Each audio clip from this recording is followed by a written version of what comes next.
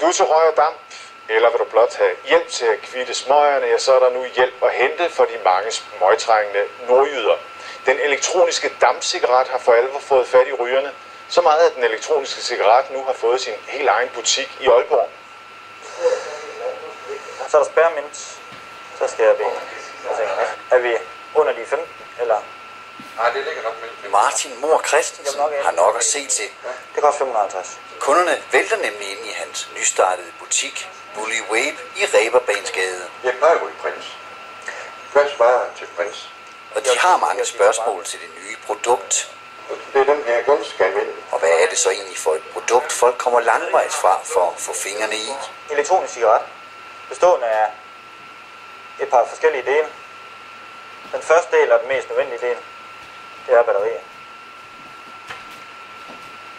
Anden del er selve udstyret, som giver selve batterikraften op til forståeren, som består enten som den her af en cartonizer, der sidder inde i, hvor man har watt, der påføres, der sidder en kerne inde i, som så varmer væsken op til bliver til damp. Og damp er for de garvede, ikke bare damp. Den er meget kraftig. Den er kraftig, når den er i en stor beholder. Jo. Når den kommer ned i en bitte flaske, så er den altså mere medgørlig. Der er noget for enhver smag. Altså hvis det er bubblegum, så er det den, som jeg har fremført. Og fås i mange varianter. Cigaretsmagen, mentolsmagen, jordbærsmag, æblesmag, hindbær. Jamen, det er jo endeløs. For Jørgen Pedersen, der har været ryger igennem mange år, har den nystartede butik og Martins råd og vejledning omkring den elektroniske cigaret fornyet håbet om at realisere en gammel drøm. At det på et tidspunkt kan holde helt op. Simpelthen. Med mindre og mindre, og så håbe på det bedste.